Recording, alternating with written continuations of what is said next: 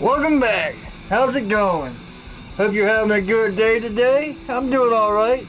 Actually, I think I forgot to brush my hair. I think it's time to get back to this integral Bowie. But first, let's roll the intro.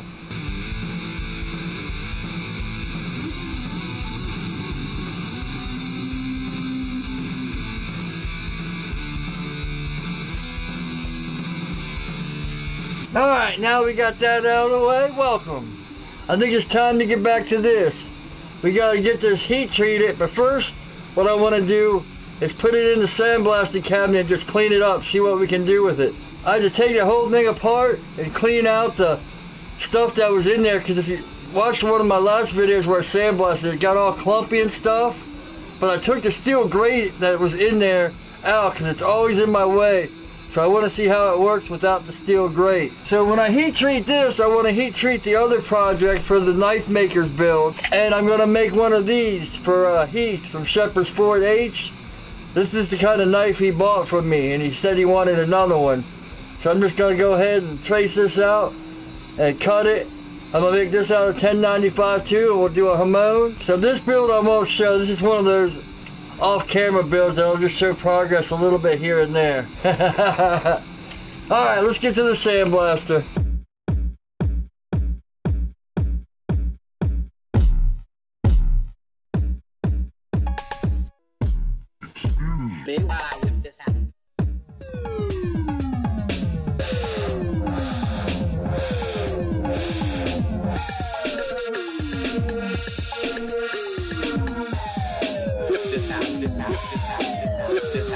Alright, so we are back. Man, I took the grate out of this thing. If you ever get these Harbor Freight sandblasting boxes, they are a pain in the butt. As you can see, I had to take these hand things off and clean them out, and that's how the only way to vacuum it out. I've probably said this before, but if you get one of these, you gotta make sure to hook it up to a vacuum. I use a dust cyclone. You can see it down there. And it's hooked up to my shop vac over here, which I made a little container to hold it. That dust cyclone just goes to for cleaning up. Then I got a separate one right here that is only for the sandblasting cabinet. So make sure, you know, that way you don't contaminate your sandblasting kit. But yeah, these dust cyclones are really awesome. You might want to look into them, because that way you don't worry about clogging the filter back here. It all just goes right through here. But that is strictly cleaning up for, you know, anything in the shop. It doesn't touch anything to do with the sandblasting.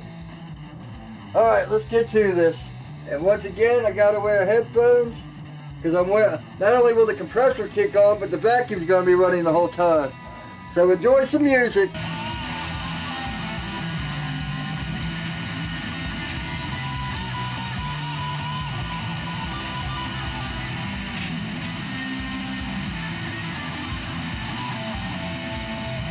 Yeah, that works really good.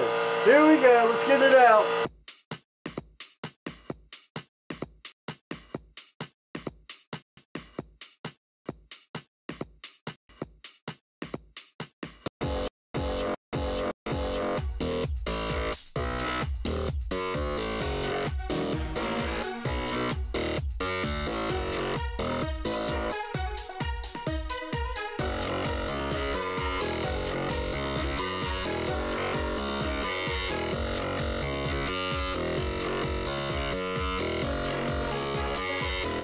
Yeah, look at that.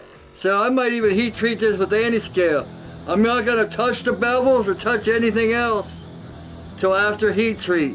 Cause it's, you know, he left a pretty good size there and all that.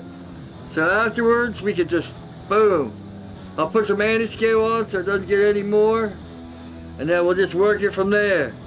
Alright, back to the bench. So we're back.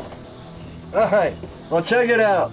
The guy that runs the Real Knife Makers of America, he asked me to not make any more videos of that build because I guess the sponsors are asking for it just to be the start and the finish. They don't want to see the process, or, you know, it doesn't want to spoil the process for everyone involved. So I got a better idea.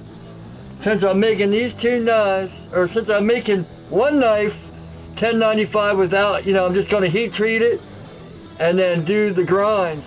I'm gonna make another one, the exact same, but I'm gonna do the grinds, and I'm gonna see if, when you're doing a hamon, if wrapping it and all that, if it matters if you grind it first, or if you just heat treat it, then grind it. And we'll see how they both turn out.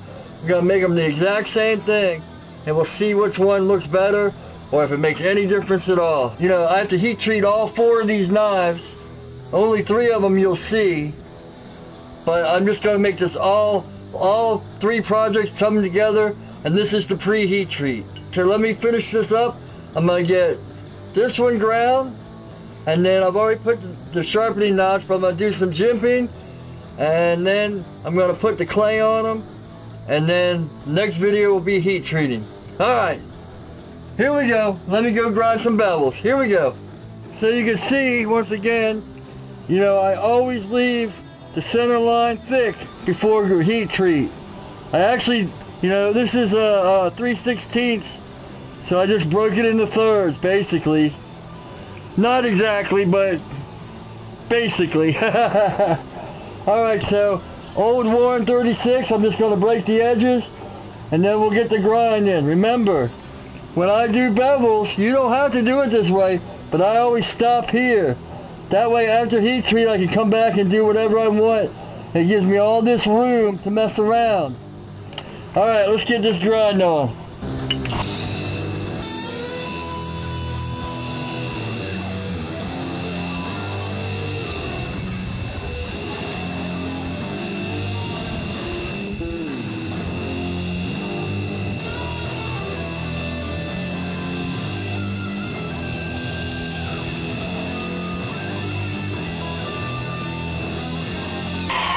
Alright, so let's put a regular 36 on there. The thing is, when you're knocking the 90s off, it doesn't matter how pretty they look or how even they look or anything. They just have to be straight on this line, that's it. Whatever line you mark, make sure it stays straight. Other than that, they can be wavy all up and down or whatever, because it's all coming off. Alright, let me put a 36 on here. Let the fun times begin.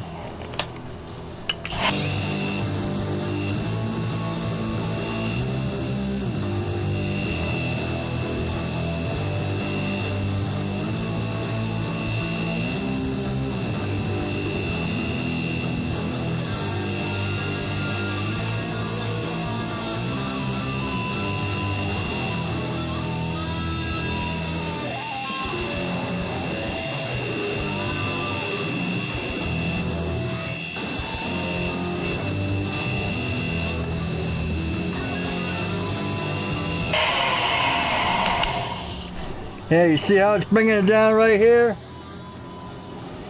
So we're just coming down, and that's what we'll keep doing.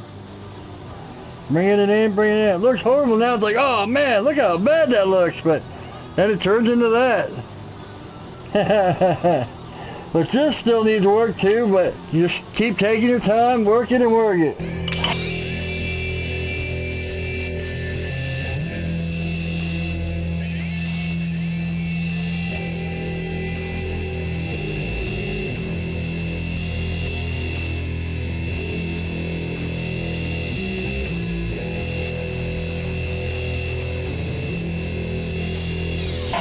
Yeah, see, you slowly work it in. See all the ridge right here? So that still needs to come down to get to that line. And then you come up to wherever you want. So you kind of work it this way and work it that way. It all depends, if you push this way, you're going to go that way and pull back. And that's how you just keep moving it.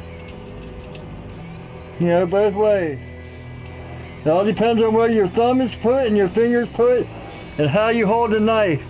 Now for me, I've said this a bunch of times, with my arm messed up, I had to, take extra time over the months and years to figure out the best way to hold the knife. So you're just gonna have to figure out the best way to hold it, the best way to adjust it. But if you got 2 good hands, what you do in one hand, you're gonna want to do with the other. Now you're gonna have a dominant hand, so some people like to set it in with their bad hand and then come back and match it with their dominant. But you know, the only trick or the only magic to figuring out how to grind is practice and time. All right, enough talking.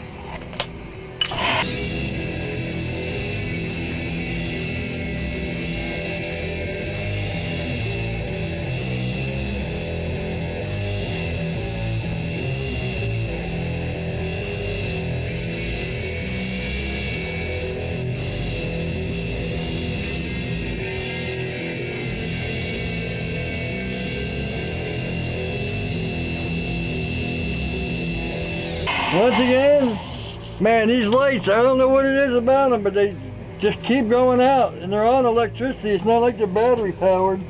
Yeah, so let me put a 120. I'm not gonna do like 30, 60, whatever. I was gonna do 36, and I'm gonna hit it with a 120 just to kind of smooth everything out. Then we'll go get some jimping done. You don't need to see this. It's what I just did, except at a 120. Back to the bench. Here we go. Bam! We got the bevel on this one. 120, we're good to go. I'm gonna go do some jimping. I'll just put a little bit of footage in of the jimping. I'm not gonna explain it. If you want to see how I do jimping, there's videos. If you want to see jimping, I'll leave a link at the end on my inslate of the videos where I do jimping. And that way you can see how it's done. So I'm just gonna leave a little footage in here.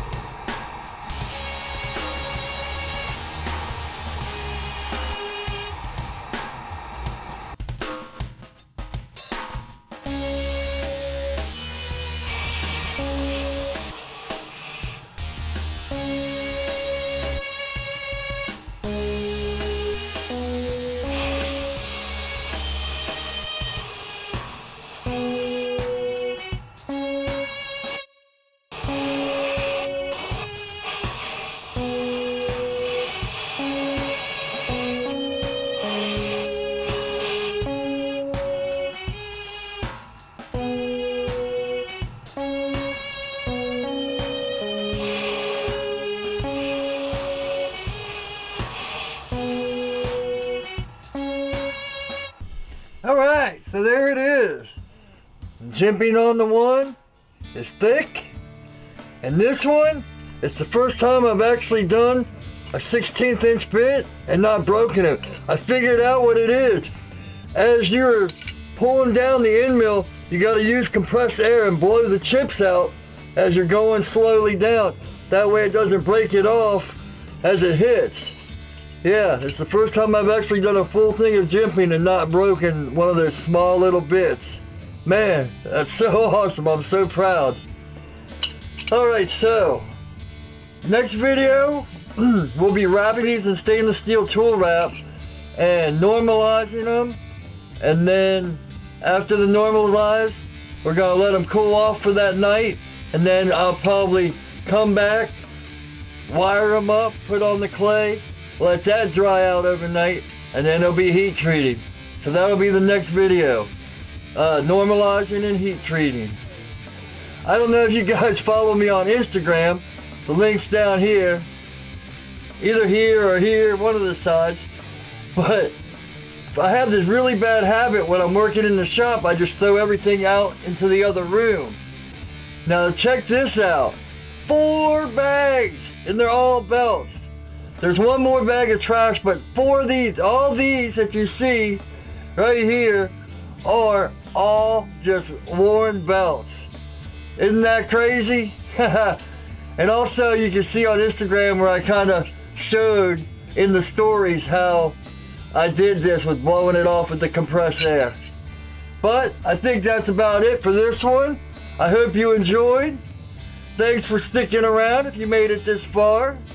Please stay tuned for the next one. I'm just gonna do the integral, these two, and all that into one build. And then, you know, we'll span them back out. But I just want to get it all working together and, you know, get this all heat treated as one.